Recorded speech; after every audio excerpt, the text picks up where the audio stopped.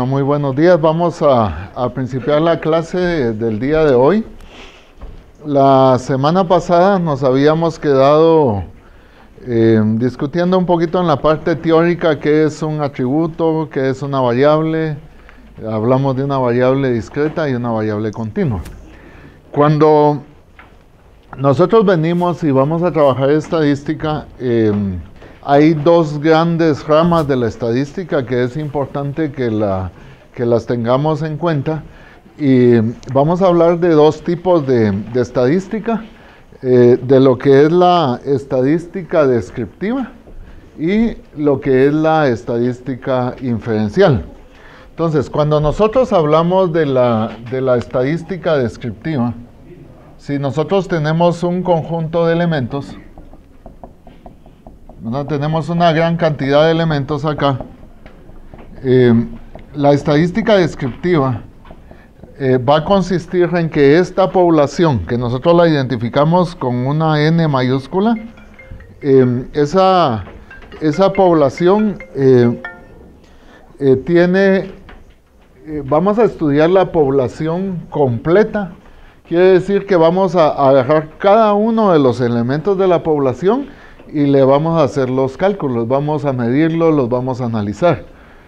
Pero muchas veces el estudiar la población completa no es posible, ¿verdad? Si hiciéramos esto, estaríamos haciendo estadística descriptiva. Entonces lo que hacemos es que venimos y tomamos solo una parte de la población. Aquí tomamos algunos elementos. Esto lo vamos a denominar como una muestra. Y entonces lo que sucede es que a partir de esta muestra, nosotros venimos e inferimos para la población completa.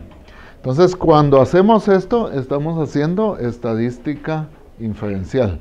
O sea, a partir de una muestra, estamos sacando conclusiones para una población más grande. El día de hoy y el otro sábado nosotros vamos a trabajar con estadística descriptiva. Es decir, que vamos a tomar todos los elementos de la población y ahí vamos a trabajar con dos aspectos. En primer lugar, vamos a principiar con lo que es la organización de los datos. O sea, antes de organizar, pues nosotros recogemos los datos, los recopilamos. Entonces recopilamos los datos, los organizamos y a partir de ahí vamos a principiar los cálculos de la estadística descriptiva. Las medidas de uso más común que se trabajan son las de tendencia central.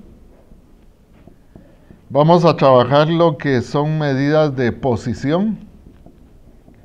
Luego lo que son las medidas de dispersión y de último vamos a trabajar las medidas de forma.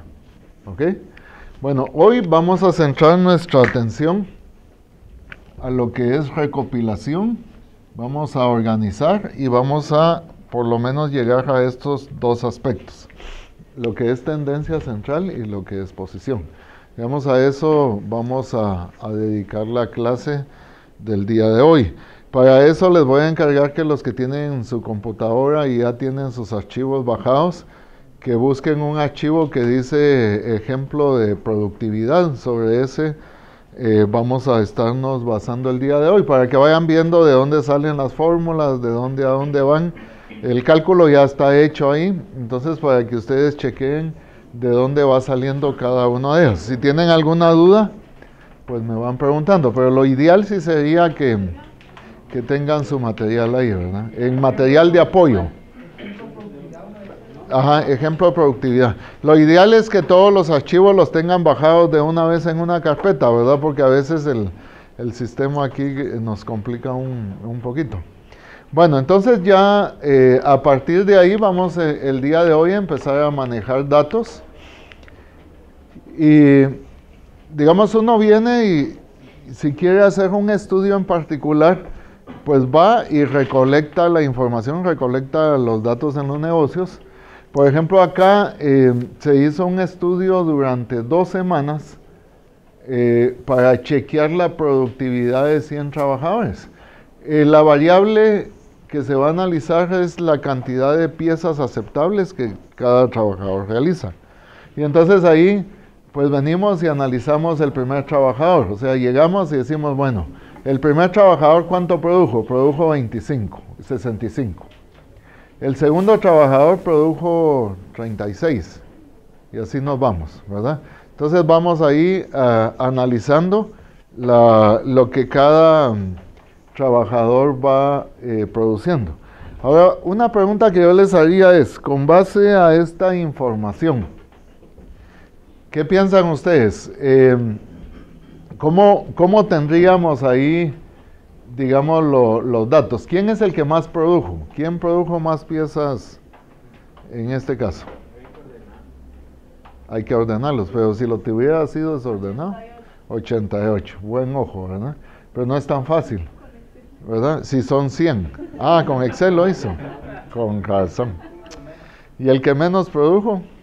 Si no, usted no, que alguien que esté viendo el cuadro, ¿no? 21, ok. Y si les digo, bueno, ¿quién produjo en el medio? Ahí ya se nos empieza a complicar la cosa. ¿Quién produjo el 25%? Y entonces, debido a eso, es que empezamos a hacer una organización de nuestros datos. O sea, aquí están los datos recolectados. Luego los vamos a organizar. La primera organización y la más simple es la que ella ya se adelantó ahí, que prácticamente es simplemente formar lo que se llama una serie. En estadística se le llama serie al ordenamiento de los datos en sentido ascendente o en sentido descendente. Entonces venimos, organizamos los datos en sentido ascendente o descendente, y con eso entonces, digamos, nosotros tendríamos esta información, y ahí, tal como lo hizo ella, muy rápidamente dijo, el que más produjo es 88, que los tenía ordenados. El que menos produjo es 21. Los que producen por en medio están por acá. El 25% estaría por acá. Y entonces uno puede situarse más fácilmente a través de, digamos, tener los datos ordenados en una serie. ¿Estamos? Pero no basta, ¿verdad? Aquí todavía la información como que no es muy adecuada. Todavía no puede uno sacar muchas conclusiones. Y entonces lo que conviene es organizar esta información en grupos. ¿Okay? Aquí miren, está la información ya organizada en grupos. Tenemos nosotros, en este caso, formados 8 grupos. Y entonces decimos, bueno, el primer grupo, el grupo debe de tener una misma amplitud, cada grupo. Si lo que formamos son grupos a partir de una variable, a esto se le llaman clases. Si lo que formamos son grupos de atributos, se le llama modalidades. Entonces aquí tenemos los grupos formados, son 8 grupos, y entonces decimos, bueno, ¿quiénes produjeron entre 21 y 29 piezas aceptables? Pues hay 4 trabajadores. ¿Dónde los vemos? Aquí, 1, 2, 3 y 4. ¿Okay? Luego vamos, entre 30 y 38, ¿cuántos trabajadores hay? Yo recuerdo que sí hay como que una fórmula para saber de qué rango tienen que ser los grupos. Claro, aquí le estoy mostrando el milagro, pero todavía no el santo. Aquí la tabla ya está hecha, ¿no? Ahora, la gran pregunta es, bueno, a partir de ahí yo vengo y pues voy formando mis clases, digamos, ahí formé 8 clases y tal como el compañero dijo, yo me acuerdo de una fórmula, efectivamente. En realidad hay como unas 10 formas diferentes de cómo puede uno organizar eso. Y la clave es, bueno, ¿y qué tamaño le voy a dar? ¿De dónde saco yo que esta distribución va a tener 21 a 29? Esa es la pregunta. Ok, aquí ¿qué tamaño hay?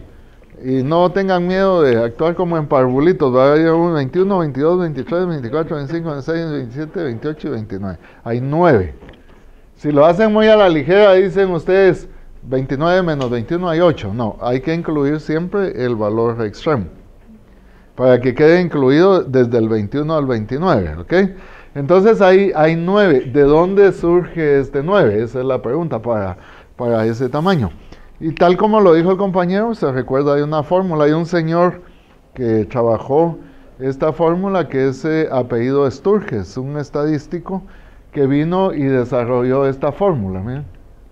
La fórmula dice la amplitud de la clase se identifica con una C y esa amplitud va a ser igual a la amplitud total de toda la información o el rango dividido 1 más 3.322 por el logaritmo de base 10 de n. Ok. Ahora, ¿qué es cada una de estas cosas? La amplitud es todo el recorrido que hay en los datos. 1 más 3.322, estos son valores constantes en base al análisis de mucha información, de muchas bases de datos se llegó a esto. Y n sería el número total de datos que tenemos. ¿Cuánto vale n en este caso? ¿Cuántos datos tenemos? Tenemos 100. Muy bien, al aplicar la fórmula entonces tendríamos lo siguiente. Igualmente incluimos los extremos, entonces decimos 88 menos 21 más 1 nos da 68. O sea, el más grande menos el más pequeño más 1 para incluir el extremo. Entonces aquí tendríamos 68 y eso lo dividimos dentro de 1 más 3.22 por logaritmo de 100. ¿Ok? Y el resultado nos da 8.90, que lo que venimos es que lo aproximamos a 9. Es mejor trabajar con números enteros y no estar trabajando con decimales. Imagínense ustedes una clase que va de 21 a 27.9 y de ahí eso se complica mucho. Entonces mejor vamos de uno en uno. Okay. Bueno, luego que ya tenemos eso, entonces ya es fácil verlo. Decimos, bueno, de 21 a 29 hay 4. Y vamos viendo aquí del siguiente, de 30 a 38, pues hay 12 y así nos vamos con nuestra distribución. ¿Ok? ¿Estamos? Y esto después lo podemos llevar a una gráfica. O sea, ya teniendo esto, ustedes seleccionan esta parte y ahora con la maravilla de Excel, pues uno viene y forma las gráficas de una manera muy rápida. ¿Verdad? Esto, digamos, es muy sencillo. Ustedes vienen y ahí donde tienen su Excel, simplemente toman la frecuencia, van a insertar gráfica y forman su gráfica. Ahí les queda la gráfica hecha de una manera muy rápida. Si la quieren cambiar a un círculo, le dan clic derecho y lo cambian a un pie, por ejemplo. Ahí queda hecha. O le dan un clic derecho y forman una gráfica de área, por ejemplo. Bueno. Ordenar datos y obtener las gráficas ahora con Excel es una maravilla. Uno, cuando le daban unos 100 datos y tenía que ordenarlos, ahí se llevaba, solo en eso se llevaba unos 15, 20 minutos uno tratando de ordenarlos. El consejo es que los pongan todos en una sola columna o los pongan todos en una sola fila. Por favor, si alguien tiene alguna duda o se va quedando con algo, me cuentan, ¿verdad? Para que vayamos en línea. Entonces, ya tenemos nosotros ahí la información y tendríamos nuestros datos ordenados, graficados y pues ya, digamos, estamos teniendo una información en forma adecuada. Les recomiendo algo. Aquí hay unas reglas muy importantes. Y es que, de acuerdo al teorema del límite central, toda distribución que nosotros trabajemos debería de seguir una forma normal. ¿Ok? El teorema dice que cuando uno tiene 30 o más datos, la distribución tiende a agarrar una forma normal. Y entonces, lo correcto sería que las clases vayan creciendo, llegan a un punto máximo acá, y luego empiezan a decrecer. Eso es lo lógico, ¿no? Ahora, si en un momento dado nosotros tenemos algún problema, Por ejemplo, si aquí hay dos seguidas con la misma distribución y nos aparece una silla en esta forma, o nos aparece una gráfica con un 0 aquí abajo, entonces la distribución como que no es la más adecuada. ¿Ok? Ok, entonces, ¿qué haríamos ahí? ¿Qué creen que se debería de hacer? Podría ser que por un error esté ese dato y lo podríamos eliminar. Ok, lo que pasa es que este es un arreglo. Entonces lo que uno debería de hacer es que venimos y alargamos la amplitud. Entonces lo que se recomienda es sumarle 1. Entonces en lugar de una amplitud de 9 ahí, la subimos a 10. ¿Ok? O en lugar de, si ahí no se arregla, entonces se le resta 1. En casos muy extremos le sumamos 2 o le restamos 2. Ahí casi que queda resuelto el problema. Por favor, pónganle mucha atención al trabajo que queda para la casa el día de hoy. La base de datos que les di a propósito tiene un problema como este. Entonces hay que corregirlo. La tónica que vamos a seguir en la clase es que vamos a empezar por sumarle 1. Si ahí no se soluciona, le restamos 1. ¿Okay? Esa sería la idea.